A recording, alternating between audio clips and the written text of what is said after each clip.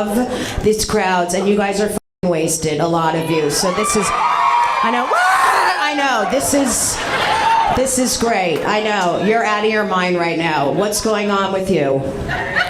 You're so excited. You almost stood up when I came up here. You could. What's your name? Jeremy. Jeremy, cool. Who are you here with? My sister. Your sister. Do you not know the woman like on top of you? You just said your sister. There's a woman literally on top of you right now. I've never had a woman on top. I know you've never had a woman on top of you. You're Virginia gay. Like I can't even tell that you're gay.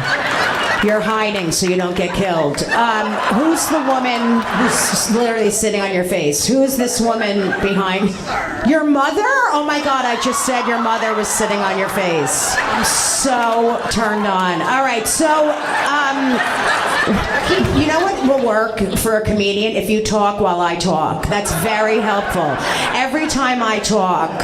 Oh God, I wish I had a to shove in your mouth and shut you up. You wish I had a too, don't you? You wish. I have 7 in my drawer, but I don't have them on me.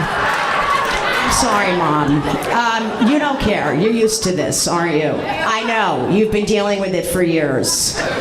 All right. You're not gay, right? You might be with that hat. Yeah, I thought so. I was like, maybe you are, because that's a. I know. He's definitely straight. That's not a gay beard.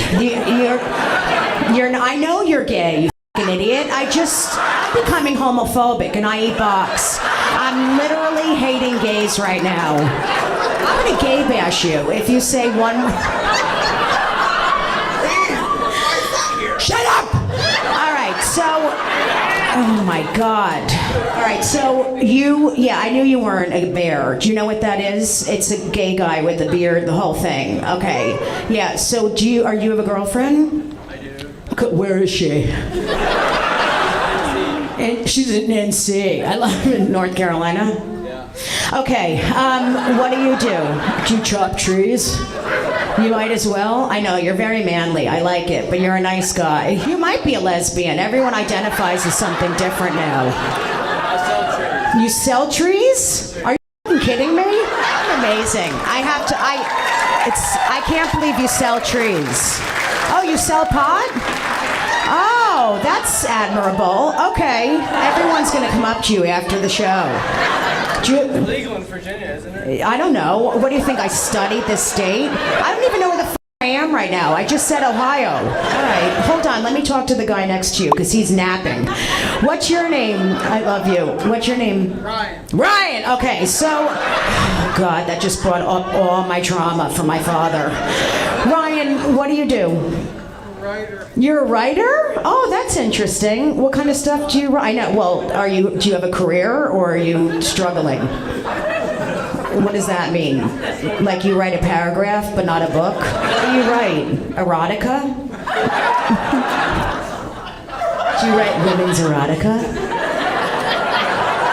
No, seriously, what do you write? Hello? What do you write? God, this is boring. I've never been as gay as I am from talking to the both of you. I am like, what do you write? I cover sports games. Sports games, okay, cool. That's great. So you're trying to get a job in that? Okay, I understand. It's hard. All right, and what do you do?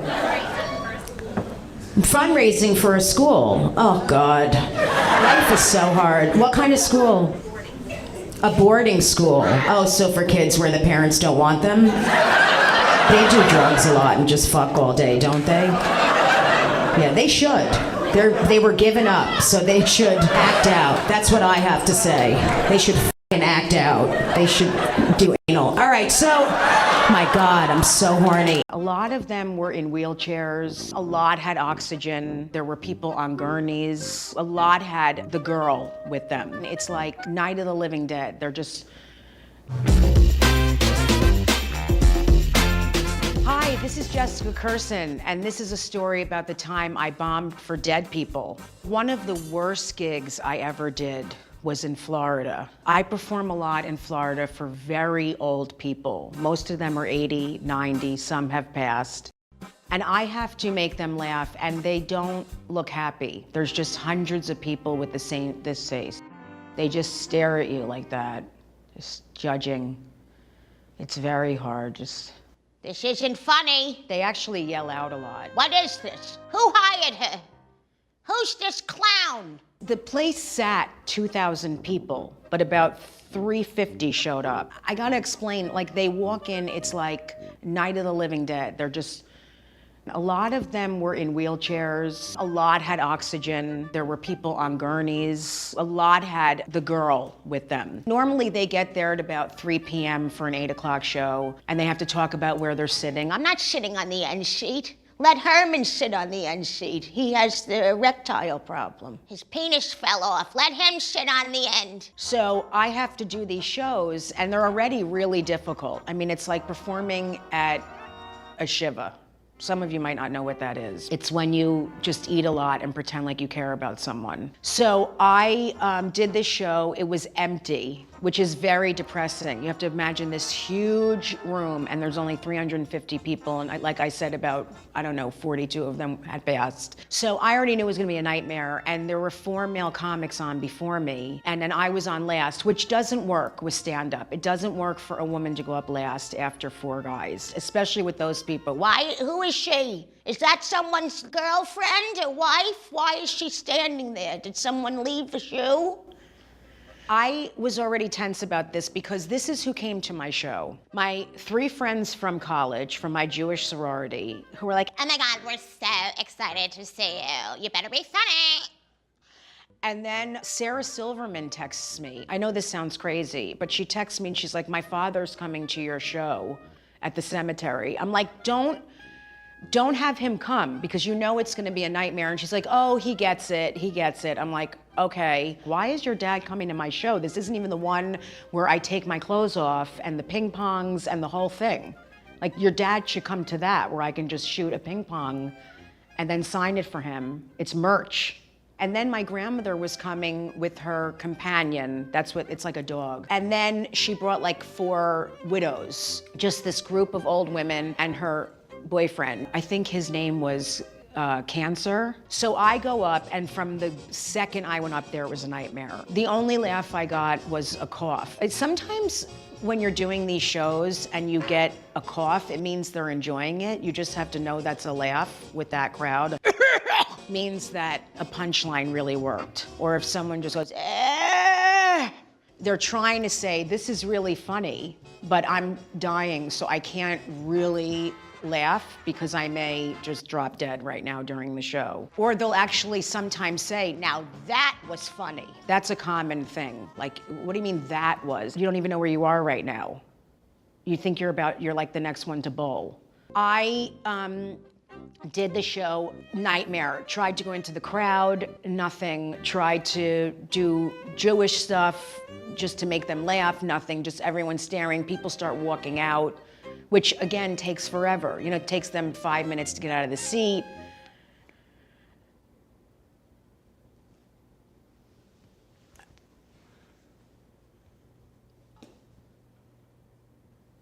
I've been doing this a very long time. It was one of the worst shows I ever did. There was nothing I could do. It was horrible. Like, half the crowd walked out or crawled or just keeled over. I just wanted someone to acknowledge it, because I was like, that was horrific. So I get off stage and I talk to the male comics. They're like, whatever, man, it was fine. It was totally fine. You did a great job. I'm like, no, I didn't. That was horrible. Like, can someone tell me how horrible that was?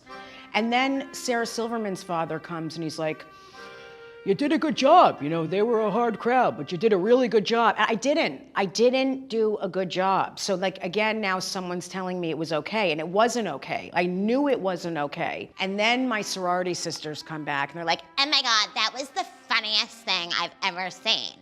That was like, I could not stop laughing. That was so funny. I'm like, are you on acid?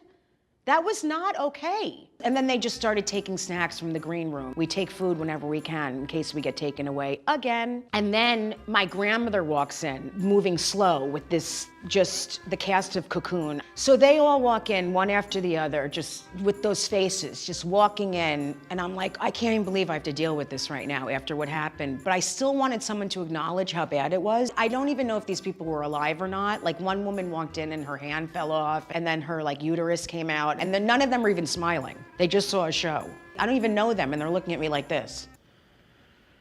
And my grandmother literally looks at me and she goes, "That was horrible. What the hell happened to you? You embarrassed me in front of all my friends.